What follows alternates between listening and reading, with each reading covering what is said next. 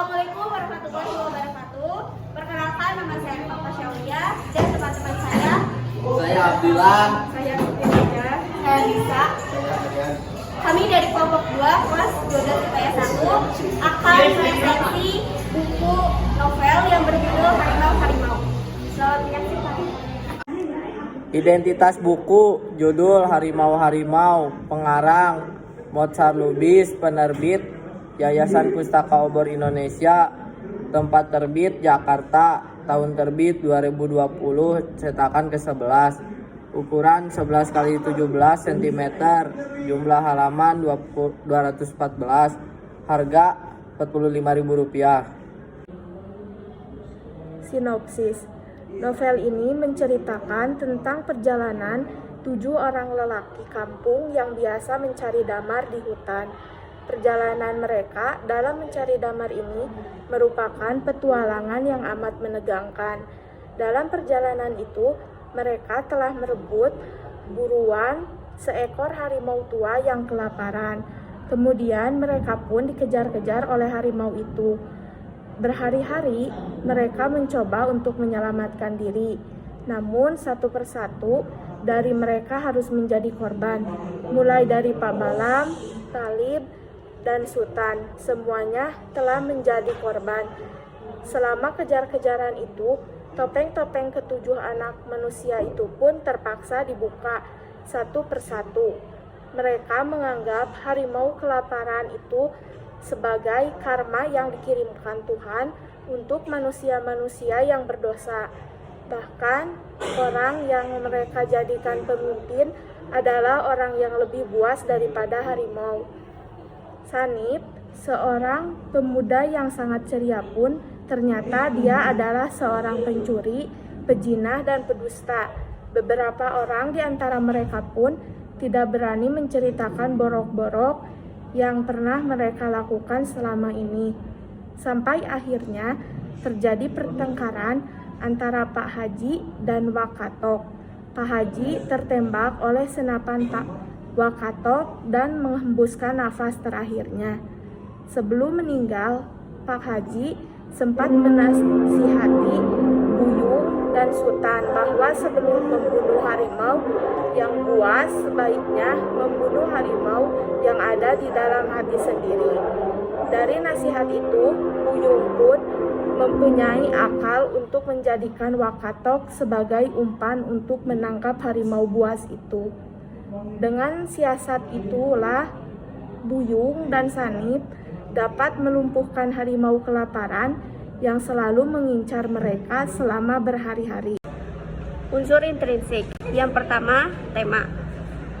Novel ini bertema kepemimpinan, karena pengarang secara gamblang menggambarkan betapa buruknya seorang tokoh menjadi seorang pemimpin, dan juga termasuk ke dalam tema psikologis, karena novel ini isinya memuat aspek kejiwaan dan konflik batin pada masing-masing tokoh.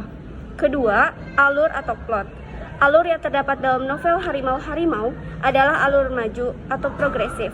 Walaupun beberapa bagian ada yang menceritakan masa lampau dari tokoh, tetapi itu hanya sekedar kilas balik, bukan alur secara umum. Cerita diawali dengan pengenalan tokoh-tokoh, lalu munculnya konflik memuncak, konflik menurun, dan penyelesaian. Lalu yang ketiga, ada tokoh dan penokohan. Terdapat tokoh utama dan tokoh sampingan.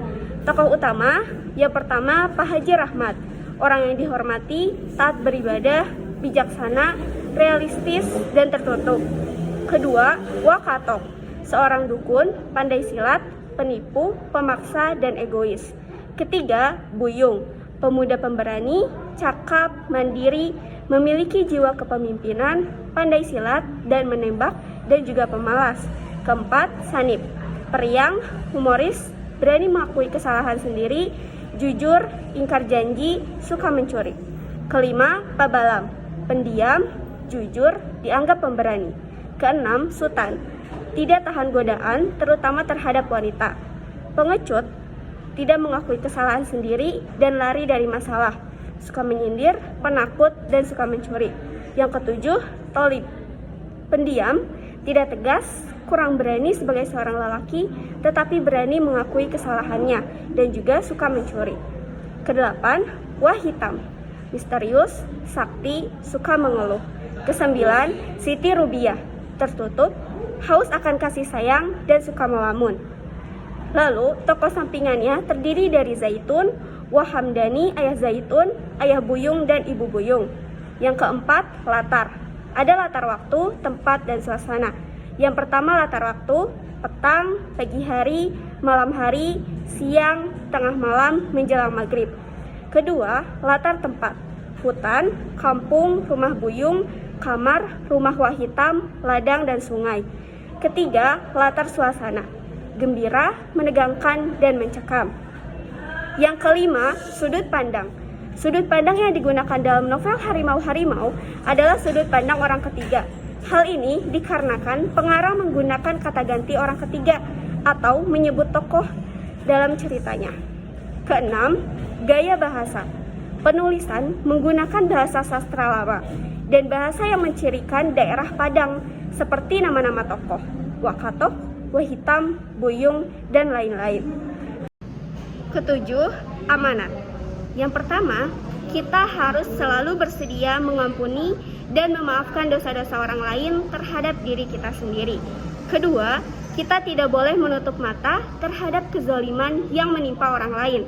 Kita wajib melawan kezaliman dimanapun kezaliman itu berada. Ketiga, janganlah terlalu percaya tahayul, karena kekuatan Tuhan Yang Maha Esa jauh melebihi segalanya. Keempat, sesama manusia harus mencintai manusia lain, dan untuk menjadi manusia haruslah terlebih dahulu membunuh keegoisan dalam diri. Kelima, manusia membutuhkan manusia lain.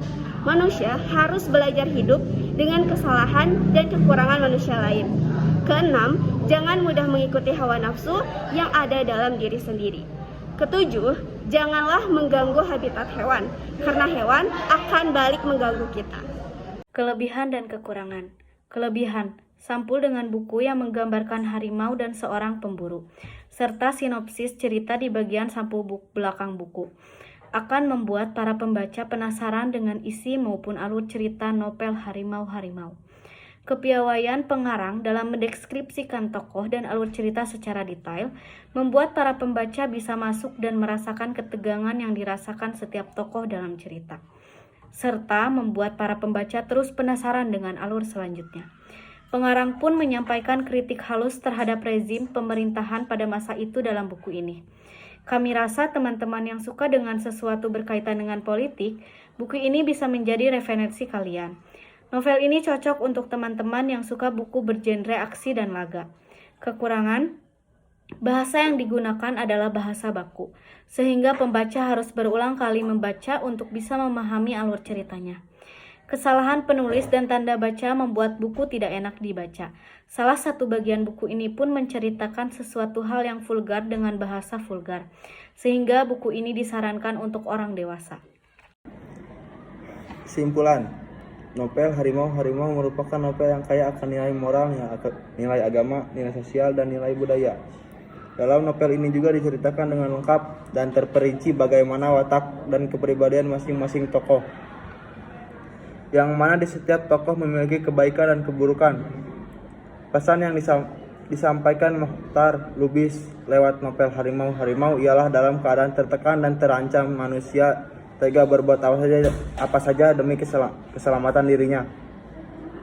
Dalam judul Harimau-Harimau, tanda seru yang dilekatkan pada kata harimau memberi keistimewaan tersendiri. Pengarang ingin mengingatkan ada sesuatu di balik kata harimau yang diulang 2 kali. Yang penting bukan kata harimau-harimau itu, melainkan sesuatu yang ada di balik kata harimau-harimau itu. Sekian resensi buku novel dari kelompok kami. Terima kasih telah menyaksikan. Wassalamualaikum warahmatullahi wabarakatuh.